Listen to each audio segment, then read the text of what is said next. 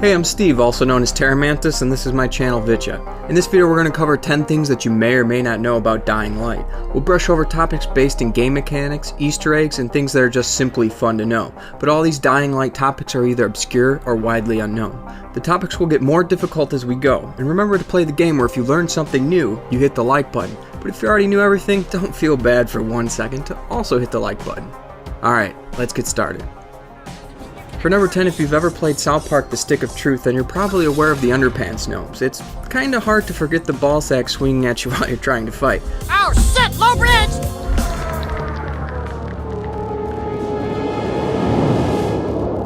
But, more than anything, the underpants gnomes are known for their amazing profit plan. I don't get it. You see, phase 1, collect underpants. Phase 2, phase 3, profit. Oh, I get it. No, you don't, fat ass. Well, in Dying Light, just outside of Crane's room in the tower, you'll find a board full of sticky notes, and several of them have the same brilliant business model as the underpants gnomes. A clear nod to the long-running animated series. Now for the next one, let's take a step back and return to Crane's room. Here, you can find a guitar resting against a heater. When interacting with the guitar, Crane will pluck a couple notes. Well, what you may not know is that later in the game, during the story that takes you into the school, you can find a book of guitar lessons. After grabbing the book, if you return to the guitar in Crane's room, he'll be able to string together a proper melody.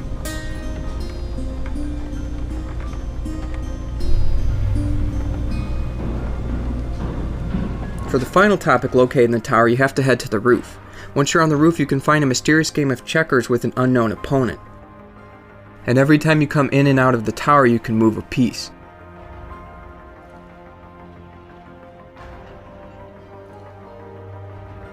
After enough moves, you'll finally be rewarded with a blueprint in place of the checker pieces.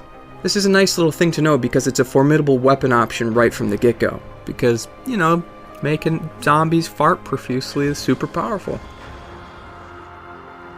Obviously though, checkers isn't the only way to get a powerful item at the beginning of the game. And for number 7, there's an extremely overpowered machete that can be obtained right from the start.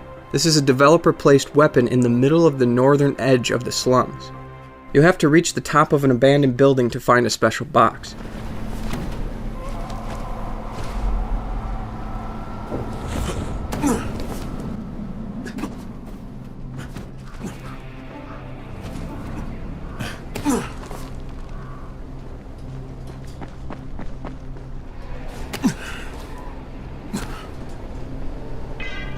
Kick the toolbox about 50 times and it will finally bust open, revealing a blueprint of the Korek Machete, a 500 damage blade.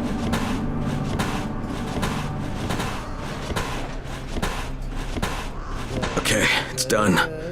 Fuck. The weapon is pretty much cheating for a low-level character, but that's kind of the point. The item description reads, "Developers like to cheat when playing their own games. Korek likes to have everything under control, and this is his tool." But the machete isn't the only topic related to developers. Number 6 pokes fun at the people over at Bungie, the developers of Destiny. And for those of you who don't know, Destiny is a game in which you adventure across the solar system in search of a rocket launcher called Galahorn. Well, what you may also not know is that in Destiny there was once a specific cave known for players farming it non-stop due to a high yield of enemies and the items they dropped. It became known as the Loot Cave and was farmed by players until Bungie eventually patched out certain aspects of the cave, making it not very appealing to farm. Well, there's also a so-called Loot Cave in Dying Light. Northeast of the tower on the coast, a small stream can be found, and if you swim underwater you'll come to a cave.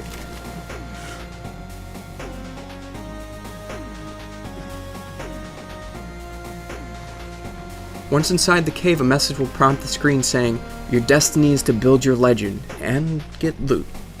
Then, just like in Destiny, enemies will continuously pour out of a small tunnel. This happens until a message finally states, "Enough, patch 1.0.2 activated," the same patch from Bungie that condemned the Loot Cave of Destiny. But Dying Light has gaming throwbacks dating much farther back than Destiny. In fact, it has an homage to the first poster boy of gaming, Mario. Hello! On top of a building in the very southwest corner of the map of Old Town, you can find a chimney on the roof with an iconic Mario Brothers green pipe in the middle. Jump on the chimney, open the pipe, and be whisked away to World 1-1, a creepy reimagining of the first level of the classic Mario Bros. Title for the NES with a Dying Light theme.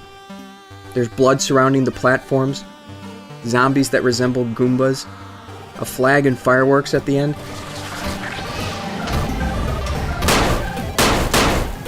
and even a hidden block. If you jump up and hit the hidden block, you'll find a blueprint for the Pizza suit, which actually in the world of Mario is more well known as the Tanuki suit. And, you know, the suit taking on characteristics of the legendary Japanese folklore surrounding the Tanuki, which eats leaves to transform, and has an obscenely gigantic ball sack. But that's a discussion for a different video. I mean, we're only halfway through this list, and the balls to topic ratio is way higher than usual, so we're gonna cut the explanation on the Japanese anthropomorphic raccoon badger creature with the huge testicles just a little short. And what's a better way to cut something short than with one of the most legendary swords of all time, the EXPcalibur. Yes, just like the story of King Arthur, if you find a sword in the stone on a small island on the very southern shore of the slums, you can wield the EXPcalibur. After locating the sword and holding down the interaction button for a few minutes, the sword will break free. Shortly after, the zombie body the sword was previously impaling will burst into flames to reveal a blueprint for the weapon, which is nice because the EXPcalibur packs quite a serious punch. Alright, for the next one, you can find a group of dancing zombies if you look in the right place at the right time. During a protection quest in the center of the slums, you'll find a young man who talks about a werewolf and some other strange oddities. To find the dancing zombies, instead of following the NPC, just head inside the warehouse not long after he begins his journey.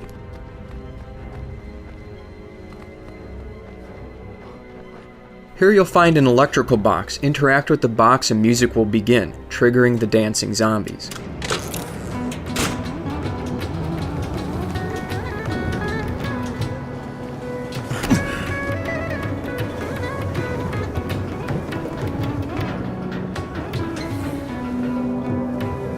For the next one, I was thinking to myself, hey, what's better than an already saturated zombie-filled gaming industry? And you know what the answer was? A parody about a zombie game hidden inside another game about zombies. Yes, near the very end of Dying Light, during or after the antenna mission, you can see a Plants vs. Zombies Easter egg. To do this, you'll have to climb to the top of the antenna from the mission. Once on top of the antenna, just head northeast down the zip line. After landing, ride another zip line to find a plant on the side of a rock face.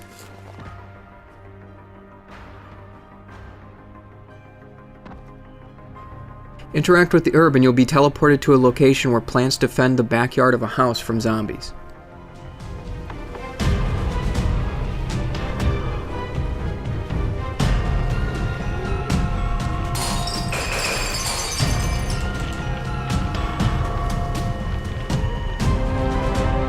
Alright, for the last one, I know I said the topics would get harder and more obscure as I go, but honestly it's just the final one because it's my favorite.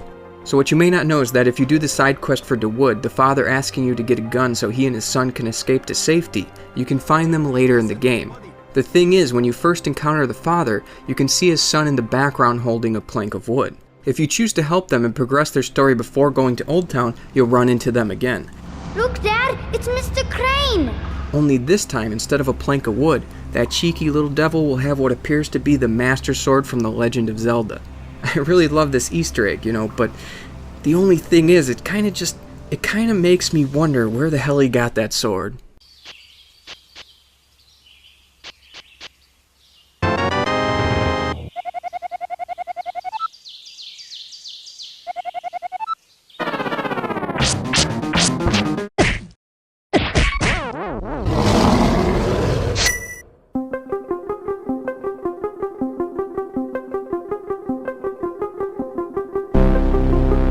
For the next one, did you know that your ghost can open doors?